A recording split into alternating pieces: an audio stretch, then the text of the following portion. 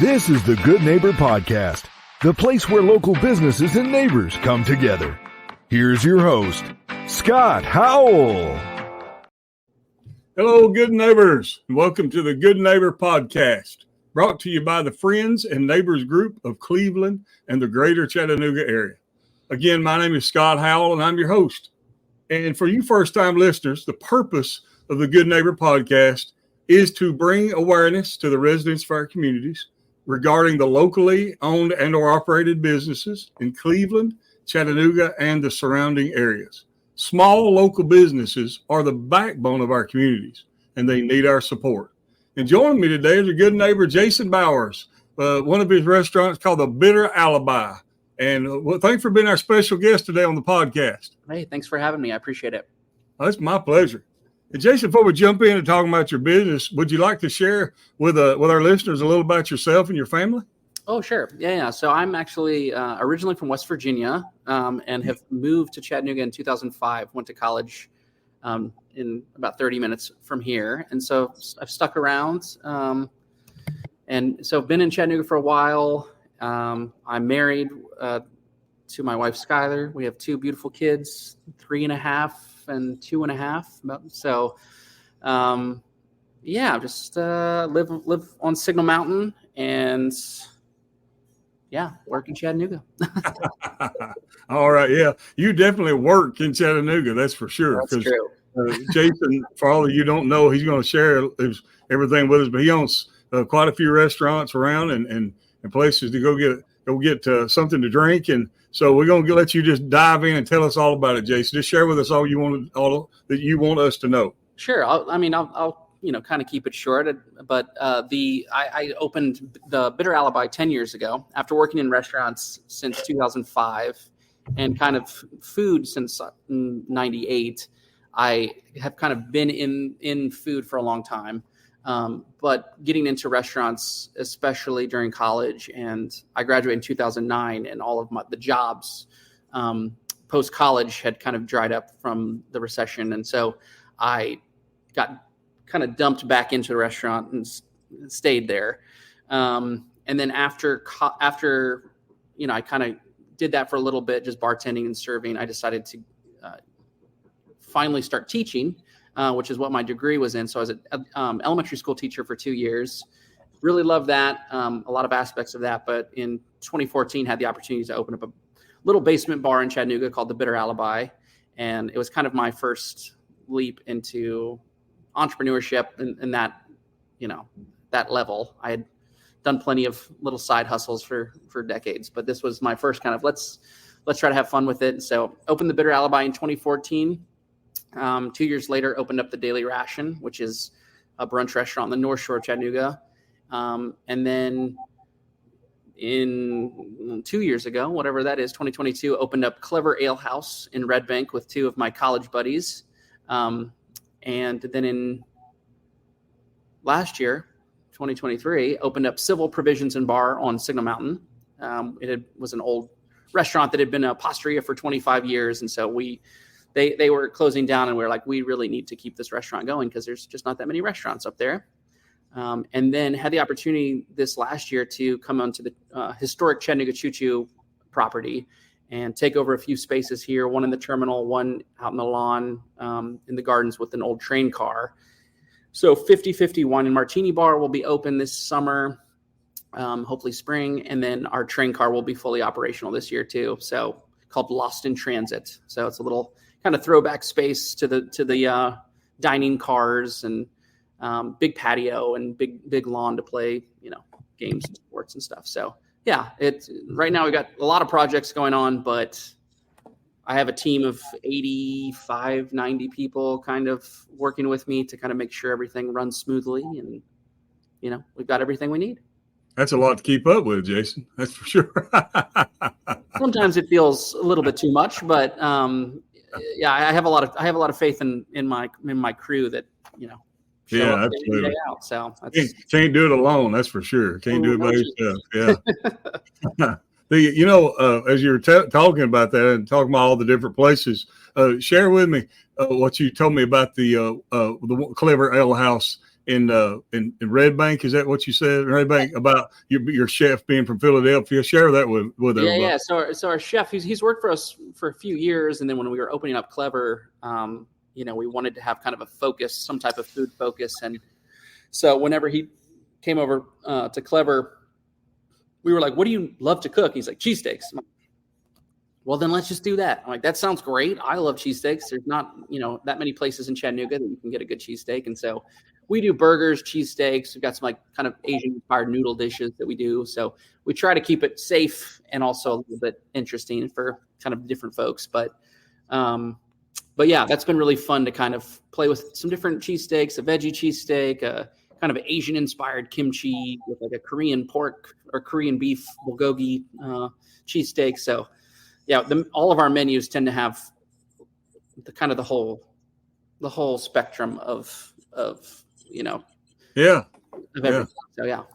I really like that. I know cheesesteaks, like you said, they are a popular item, and you're right. I hadn't heard of a lot of places that just specialize in, a lot of places have them on their menu, but not just specializing in cheesesteaks.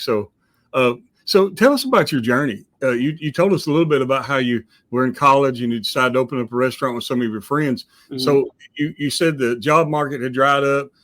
Teaching, there are a lot of teachers, and I put full credence on all of our teachers. To me, they just don't make enough money. Right. They just don't they get a lot of time off, but as far as what they make per year is just not reasonable in my opinion. And so you had to jump from something like that when you had the opportunity into entrepreneurship. Talk to us about that. What was your reasoning for moving from a solid career that had a retirement into entrepreneurship? Yeah, I mean, some of it was just because I was a single guy. It makes it easy to kind of jump around. But at the time, I was just very much, I was teaching. I loved the kids. I loved some of my kind of teacher mentors that I got to know. I felt like they were very helpful because I was very green in teaching. And so they were extremely supportive, especially being kind of a younger male in elementary school setting. There was only 3 guys in the entire building. So I think people enjoyed, kind of having that diversity there. And it was fun to be there. But yeah, the ultimate struggle for me was the money. I looked at going back to school to get my master's degree. And so I was in school for that. And I was just like, man, this is going to take a long time for me to like pay off the student debt and to make enough money to justify it. And looking at myself, am I going to teach for 30 years? It didn't feel like I had the longevity. So I decided that I was going to kind of move out at some point. But I always thought I was going to open a restaurant like in my 50s, 60s, kind of like, I'll just like, let's make some money and then I'll open up a restaurant for my retirement. And now I'm so glad I didn't do that because I would have been exhausted. I can't imagine doing it. I'm 37 right now and I feel pretty tired most of the time. So I'm like, that would be tough. But yeah, I've always kind of had a little side hustle in me before it was cool. I was just like always selling.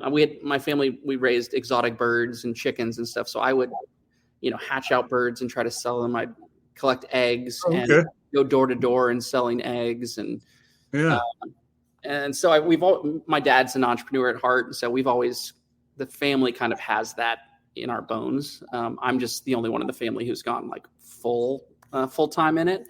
Yeah. Everybody's got a little bit of it. So, the transition wasn't super hard to make, but it was always something I wanted to do, was kind of get into it. So you mentioned you're married, have a wife and two children. What do y'all do for fun when Jason's not opening a restaurant somewhere? Yeah. When was that? When was the last time we had fun? Our family, we're kind of on that nightly walk. We were in the park, hiking through a bunch of trails yesterday, and my son's gotten into t-ball and soccer. So we've been, we're out throwing the ball, jumping on the trampoline.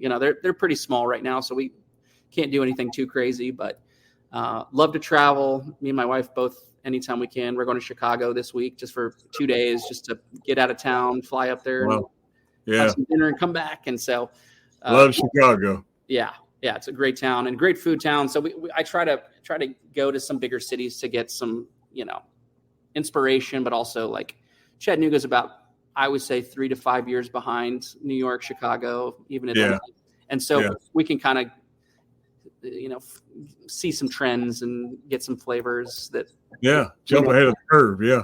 Yeah. So definitely love to travel. I used to do a lot of international travel before I got married and got into this, but that's a lot of fun. I'm gotten into golf the last few years, and that's been challenging but fun. Made a lot of new friends through that avenue. Okay. Pretty chill though. Not no extreme sports for me anymore.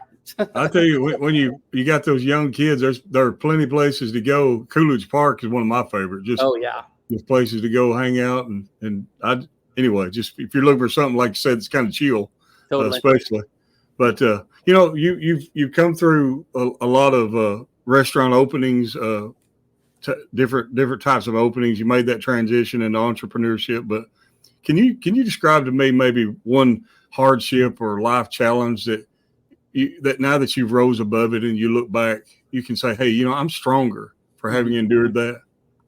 Sure. I mean, I think the easiest thing that anyone could say who's been a business owner in the last 10 years is through COVID, the pandemic hurt everybody. And restaurant owners probably got it the worst. I mean, maybe not the worst. I don't want to put myself that far, but as far as the idea of the worst, yeah. I mean, the idea of that, like, we had to shut down, like legally, we had to shut down legally.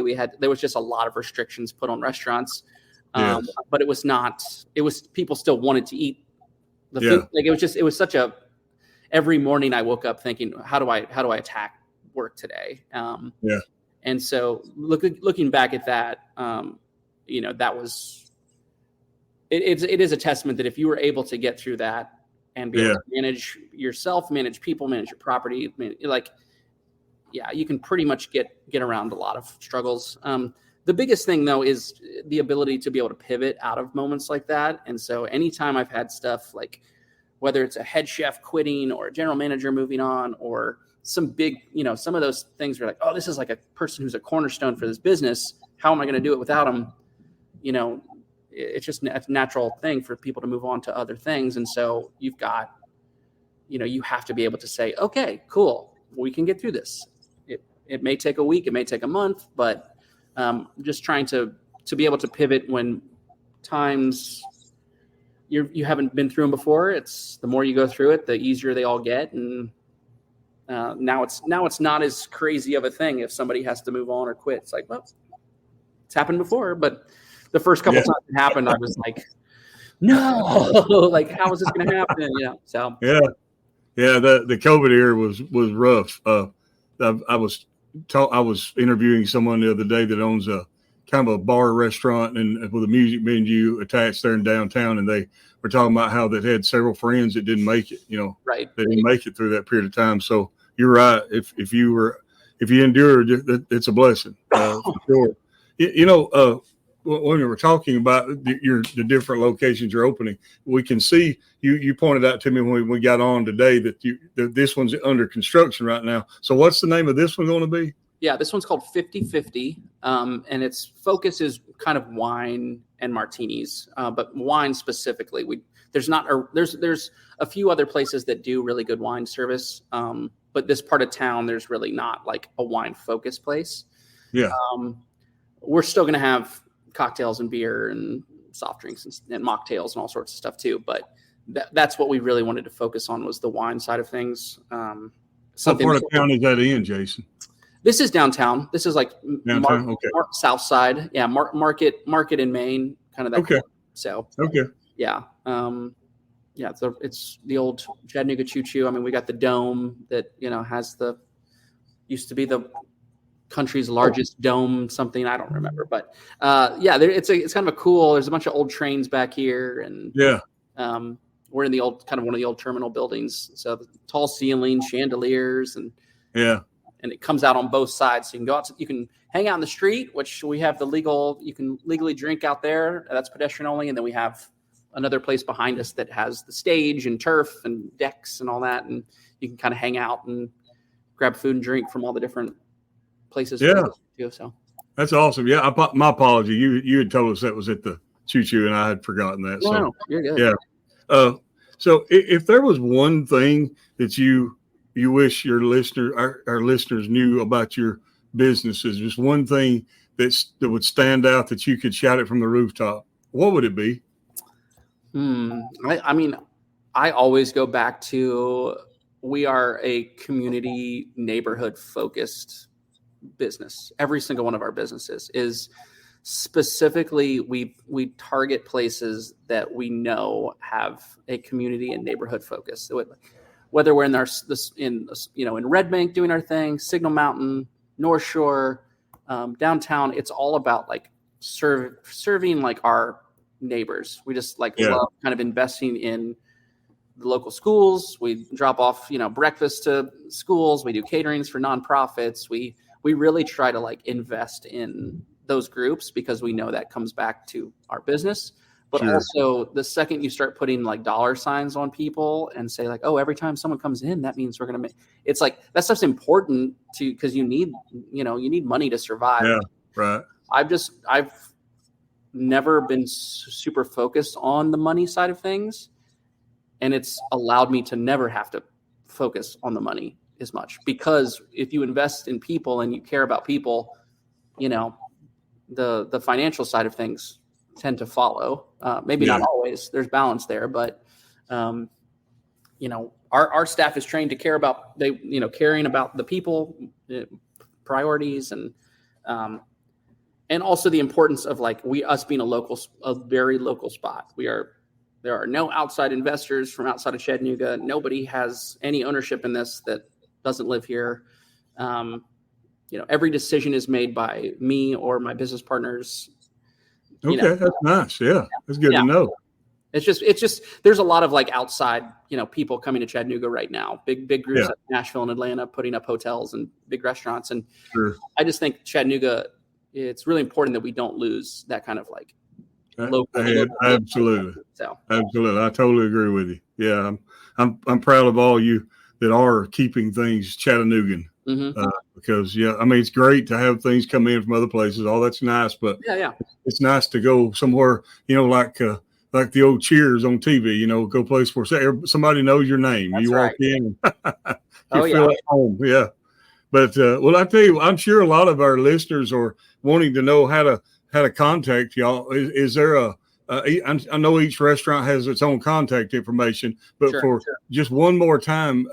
Can you list the names of the businesses? And I'm sure we can find them on social media and a lot of places. Any information online or offline you want to share, I'm going to give you a moment to do that. Sure. Yeah. My email address is jason@thebitteralibi.com. Okay. Anybody can email me with questions if they want to grab a cup of coffee or a beer and talk shop, or, hey, I've got this idea for something. I love the mentoring side of things is a huge piece for me. It kind of scratches that teaching skill set that I have. And so I really love coaching young entrepreneurs into doing what I'm doing, or tell them all the reasons they shouldn't do it. And that usually scares off enough people. So, but I give a pretty real idea of this is what you can expect and not expect. But as far as the restaurants, the Bitter Alibi, it's thebitteralibi.com, Instagram, the same. The Daily Ration, same stuff. Clever Alehouse, Civil Provisions and Bar, 50/50 Wine Bar, and Lost in Transit Choo Choo are kind of my Instagram, Facebook handles. And, there's, you can just Google Jason Bowers. I'll pop up for some article from 7 years ago. You can, link me to something. So if nothing else, if by the time we get to the end of this, if they forgotten one, they might just email you and ask you, right? That's perfect. Well, I tell you what, Jason, it's been a pleasure meeting you, sir, and real fun finding out about all your restaurants, and can't wait to get over there and try one of those cheesesteaks. Yeah, please do it. We're open 4 p.m. every day down there at Clever Alehouse. We'd love to have you. We got arcade in the basement too, so you get to play some games. Wow! Yeah, all right. It's a fun little spot. So let's go. I tell you what, to all the good neighbors of Cleveland and the Chattanooga area, after meeting Jason and learning all about his restaurants, I know that he hopes you'll take a moment and to consider them and think of them when you're looking for a place to eat, looking for a place to hang out and chill with some friends, or just read a good book out on the patio out back to Choo-Choo where he's talking about. But I know he hopes you'll remember him. So just keep all these restaurants in mind, his email in mind if you need to call him and ask him for advice or anything like related to that industry. And before ending this episode, I'd like to thank you, all the listeners, for taking the time out of your busy day to visit with us at the Good Neighbor Podcast. Always remember to support the locally owned and or operated businesses in Cleveland and the greater Chattanooga area. And this is Scott Howell of the Friends and Neighbors Group. Everyone go out and make this a remarkable day. Thank you for listening to the Good Neighbor Podcast. To nominate your favorite local businesses to be featured on the show, go to gnpcleveland.com. That's gnpcleveland.com or call 423-380-1984.